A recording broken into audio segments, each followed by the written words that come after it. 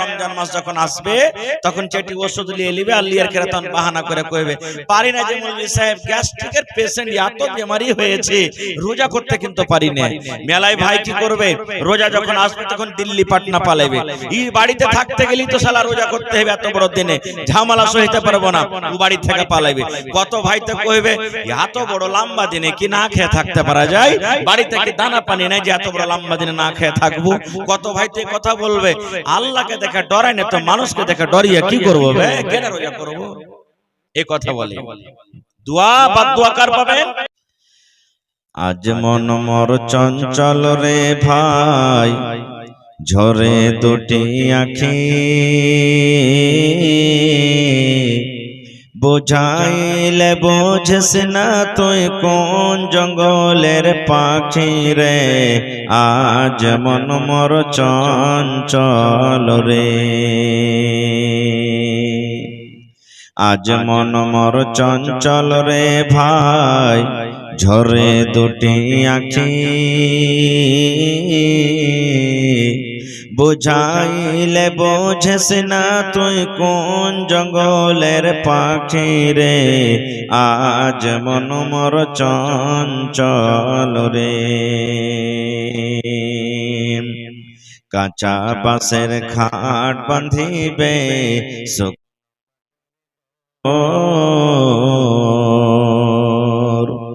এমন করে বাঁধবে রে মন চলবে না তোর রে। আজ মন মোর চঞ্চল রে,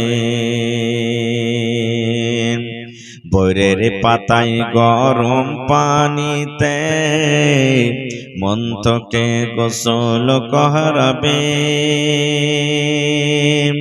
গোসল করাইয়া মন তোকে কাফন পরাবে রে। আজ মন মোর চঞ্চল রে, কাফন পরাইয়া মন তোর জানাজা পড়িবে, কাফন পরাইয়া মন তোর জানাজা পড়িবে, জানাজা পড়িয়া মন তোকে দফন করিবে রে। আজ মন মোর চঞ্চল রে, মা কান্দিবে বেটার বেটা, বোন কান্দিবে ভাই, মা কান্দিবে বেটার বেটা, বোন কান্দিবে ভাই, পরের পেটে সেও তো কাঁদবে আর তো কেহ নাই রে। আজ মন মোর চঞ্চল রে,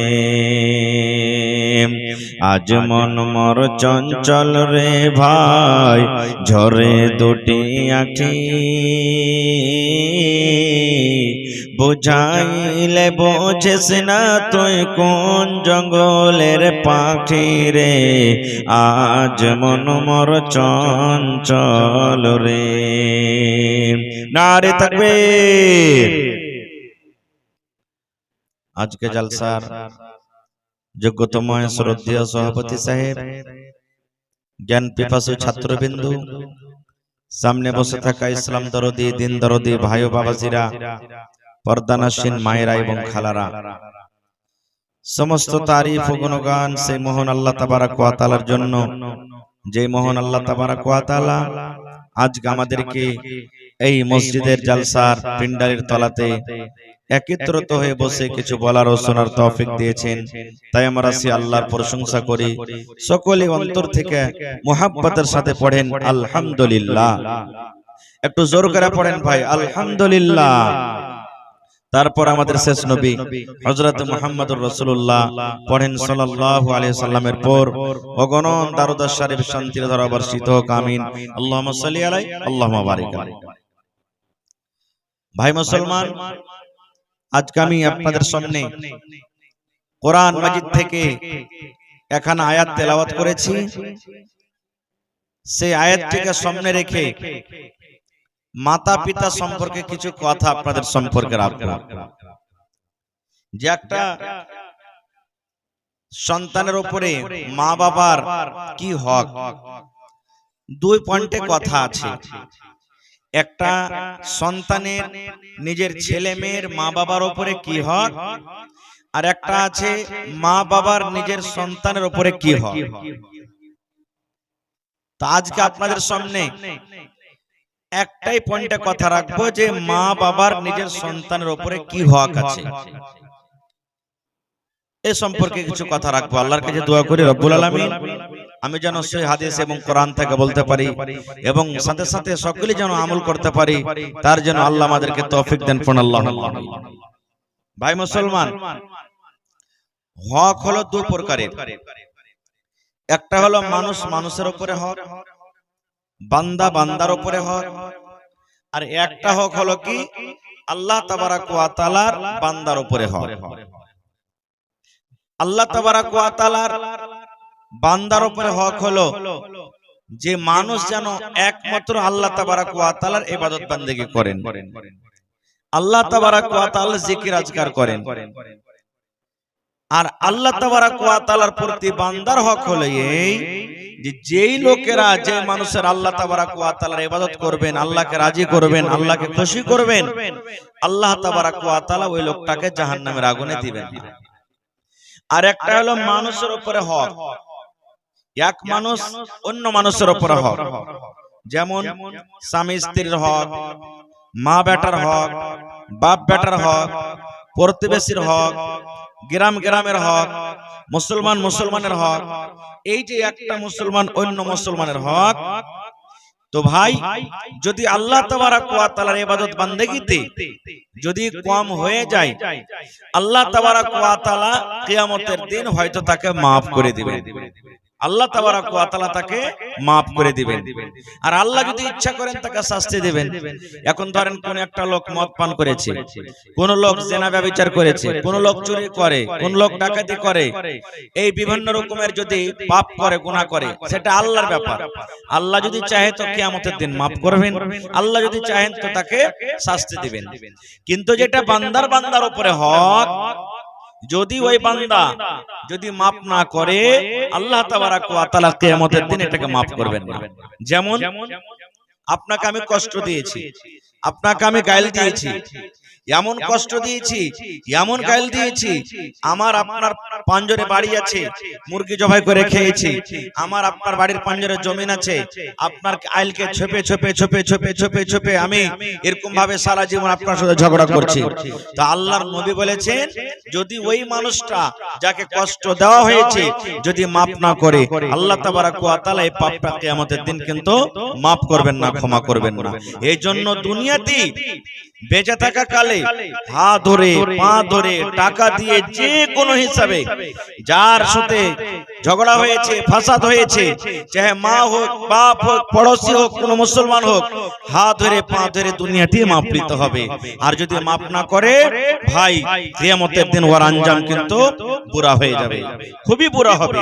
এই জন্য তো মরার টাইমে আমরা বলি না, ঠিক জানাজা এখনো শুরু হয়নি, জানাজা শুরু হবে, তার 1 মিনিট 2 মিনিট সময় আছে, তার আগে বলে না 10 ভাই শুনেন, খায়রেগঞ্জ গ্রামের আব্দুর রহমান মারা গেছে, খায়রেগঞ্জ গ্রামের আব্দুল্লাহ মারা গেছে। যদি এই মাইয়াতটা সামনে আছে, তার কথার দ্বারাতে যদি কোনো আপনারা কষ্ট পেয়ে থাকেন, আল্লাহর রাস্তায় maaf করবেন। আর যদি তার সাথে পাওনা লেওনা থাকে, তার ওয়ারিস আছে, তারা দেনদার আছে, দিয়ে দিবে। বলে কি বলে না? আনা বলেন, বলে কি বলে না ভাই? বলে। কেন? দুনিয়াতে যদি তাকে maaf না দেয়, আল্লাহ তাবারাক ওয়া তাআলা বিচারের মাঠে তাকে maaf করবেন না, আর তার ঠিকানা জাহান্নাম হবে, হাদিসের কথা। তো ভাই আমার, এই সমস্ত হকের দিক দিয়ে একটা হলো কি মা বাবার হক, নিজের সন্তানের উপরে কি আছে। যেমন একটা হাদিস, আল্লাহ রাসূল সাল্লাল্লাহু আলাইহি ওয়াসাল্লামের জামানার হাদিস। কি হাদিস? আল্লাহর নবী একদিন খুতবা দেওয়ার জন্য মিম্বারে চড়ছেন। মিম্বারে কয়টা ধাপি আছে ভাই? জোরে বলেন। 3টা ধাপি আছে। দেখবেন যেই ধাপিতে ইমাম সাহেব খুতবা দিচ্ছেন, ওই ধাপি 3টা আছে। নবীজি প্রথম ধাপিতে পা দিলেন, আমিন। দ্বিতীয় ধাপিতে পা দিলেন, আমিন। তৃতীয় ধাপিতে পা দিলেন, আমিন। কয়বার হলো? জোরে বলেন। 3 বার হয়ে গেল। খুতবা শেষ, সাহাবায়ে কেরাম যারা নামাজ পড়তে গেছিলেন তারা নবীকে প্রশ্ন করে দিলেন, কি ইয়া রাসূলুল্লাহ, আজকে কিছু বুঝতে পারলাম না, আপনি তো জীবনে এই আমলটা কোনোদিন করেননি। নবীজি বললেন, কি রে বাবা? বলছেন সাহাবায়ে কেরাম বলছেন, ইয়া রাসূলুল্লাহ, এই যে প্রথম যখন ধাপিতে পা দিলেন তখন পড়লেন আমিন, দ্বিতীয় ধাপিতে যখন পা দিলেন তখন পড়লেন আমিন, তৃতীয় ধাপিতে যখন পা দিলেন তখন পড়লেন আমিন। আমিন মানে কি? এখানে তো কোনো মানুষ দোয়া করেনি, যখন কেউ দোয়া করে তখন আমিন বলা হয়, এখানে কেউ দোয়া করেনি, আপনি আমিন বললেন কারণটা কি? এই ভাই মুসলমান, এবার নবী কি বললেন জানেন? রে আমার সাহাবীরা,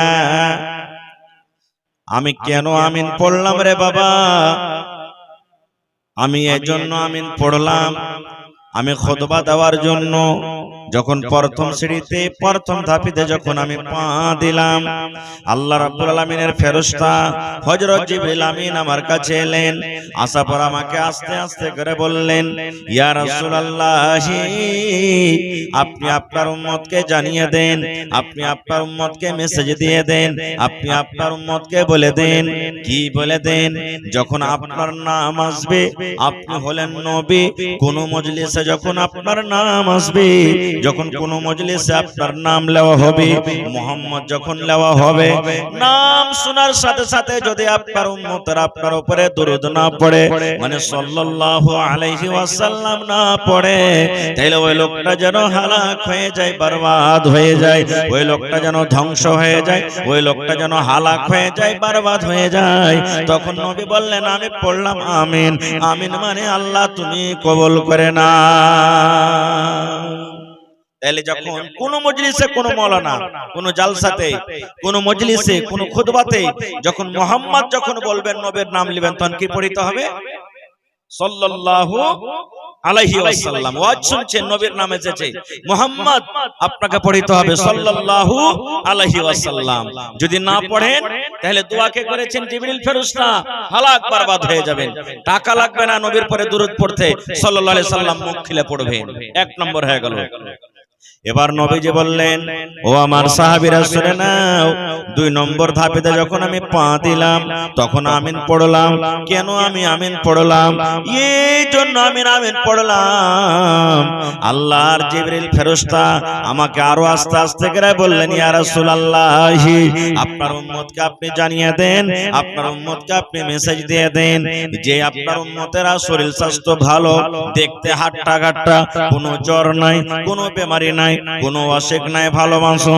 রমজান মাস পেল, রমজান মাস পর রোজা রাখলো না, তারাবি পড়লো না, তেলাওয়াত করলো না, রমজান মাসের রোজা রেখে নিজের জীবনের গুনাহকে maaf করতে পারলো না, রোজা রাখলো না, রোজা রেখে নিজের জীবনের গুনাহকে maaf করাতে পারলো না, ওই লোকটা যেন হালাক হয়ে যায়, ওই লোকটা যেন বরবাদ হয়ে যায়, ওই লোকটা যেন ধ্বংস হয়ে যায়।